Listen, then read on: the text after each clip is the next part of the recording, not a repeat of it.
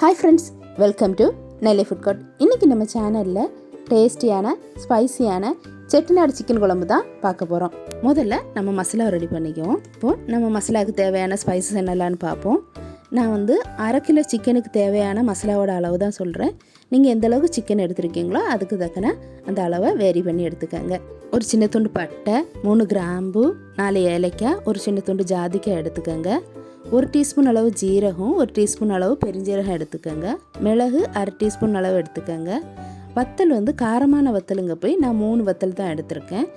நீங்கள் சேர்க்குற வத்தல் காரம் கம்மியாக இருந்தால் 4 அல்லது 5 சேர்த்துக்கோங்க. அதே மாதிரி நான் காஷ்மீரி சில்லி பவுடர் 2 டீஸ்பூன் இதில் சேர்க்குங்க போய் வத்தல் 3 தான் எடுத்திருக்கேன்.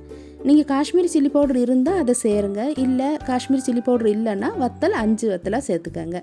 முழு மல்லி 4 டீஸ்பூன் அளவும், துருவின தேங்காய் ஒரு 6 டீஸ்பூன் அளவும் எடுத்துக்கோங்க. இப்போ நம்ம இதெல்லாம் வறுக்க ஆரம்பிக்கலாம். எண்ணெய் எதுவும் சேர்க்க வேண்டாம், ட்ரை ரோஸ்ட் பண்ணால் போதும். முதல்ல இதில் நம்ம எடுத்து வச்சுருக்கிற மல்லியை சேர்த்து வறுத்து எடுத்துக்கலாம். மல்லியை ஒரு 4 நிமிஷம் அளவு வறுத்து எடுத்துக்கலாம். அதுக்கப்புறமா நம்ம மற்ற ஸ்பைசஸ் ஆட் பண்ணி வறுக்கலாம். இப்போ ஓரளவுக்கு நம்ம மல்லி நல்லா வறுபட்டுட்டு, இப்போ இது கூட நம்ம எடுத்து வச்சுருக்கிற பட்டை, கிராம்பு, அந்த மாதிரி கரம் மசாலா ஸ்பைசஸ் எல்லாம் ஆட் பண்ணி அதையும் ஒரு 2 நிமிஷம் அளவு வறுத்து எடுத்துக்கலாம். இது கலர் எதுவும் சேஞ்ச் ஆக வேண்டாம், ஆனால் அந்த வறுபடும்போது உள்ள அந்த நல்ல ஒரு மனம் வரும்ல, அது வரை நம்ம வறுத்து எடுத்துக்கலாம். இது கூட நம்ம ஜீரகத்தை தவிர எடுத்து வச்சுருக்கிற மற்ற பெருஞ்சீரகம், மிளகு, வத்தல்லாம் சேர்த்து வறுத்து எடுத்துக்கலாம். ஜீரகம் வந்து சீக்கிரமே வறுபடுங்க போய் அது கடைசியாக ஆட் பண்ணிக்கலாம். இப்போது நம்ம எடுத்து வச்சுருக்கிற ஜீரகத்தையும் சேர்த்து வறுத்துக்கலாம்.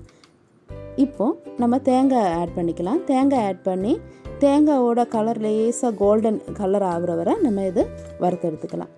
இப்போ அந்த தேங்காயோட கலர் சேஞ்ச் ஆக ஆரம்பிச்சிட்டு இப்போ ஸ்டவ் ஆஃப் பண்ணிவிட்டு இது நல்லா ஆறுனதுக்கப்புறமா தண்ணி சேர்த்து நல்லா ஃபைன் பேஸ்ட்டாக அரைச்சி எடுத்துக்குவோம்.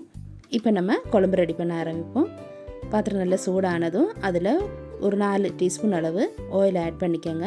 எண்ணெய் நல்லா சூடானதும் அதில் நம்ம நறுக்கி வச்சுருக்கிற வெங்காயத்தை சேர்த்துக்குவோம். நான் பெரிய வெங்காயங்க போய் மீடியம் சைஸ் வெங்காயம் 3 வெங்காயம் நீளவாக்கில் நறுக்கி எடுத்திருக்கேன்.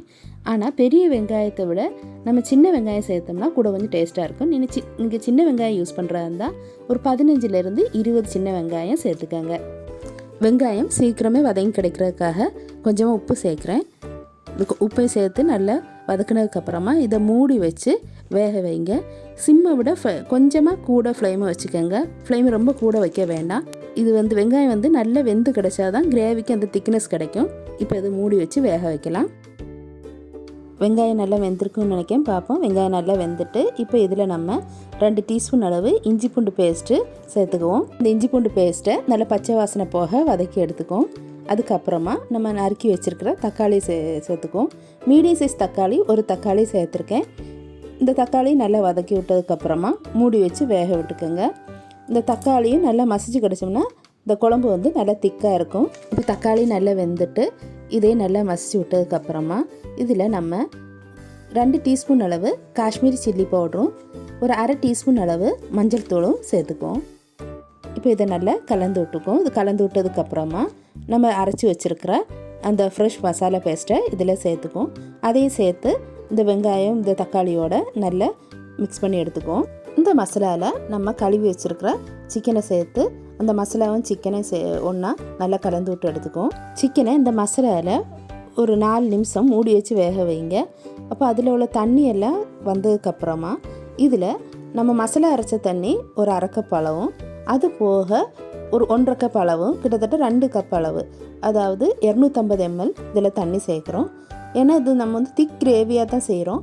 உங்களுக்கு குழம்பு வந்து அவ்வளோ திக்காக வேண்டான்னா கூட கொஞ்சம் தண்ணி சேர்த்துக்கோங்க. இப்போ சிக்கனை மூடி வச்சு ஒரு 15லேருந்து 20 நிமிஷம் வரை வேக வச்சு எடுத்துக்கோங்க. இடையில குழம்ப கிளறி விட்டுக்கும். மேக்ஸிமம் ஒரு 15லேருந்து 20 நிமிஷம் தான் ஆகும். இப்போ நம்மளோட செட்டிநாடு சிக்கன் குழம்பு நல்லா அழகாக ரெடி ஆகிட்டு அவ்வளோதான். இதில் நம்ம மேலே நறுக்கி வச்சுருக்கிற மல்லி இலையை கொஞ்சம் தூவி எடுத்துக்கலாம். அவ்வளோதான், நம்மளோட டேஸ்டியான செட்டிநாடு சிக்கன் குழம்பு ரெடி ஆயிடுச்சு. இந்த ரெசிப்பியை கண்டிப்பாக உங்கள் வீட்டில் ட்ரை பண்ணி பாருங்கள். பார்த்துட்டு எப்படி இருந்துச்சுன்னு மறக்காமல் கமெண்டில் போட்டு விட்ருங்க.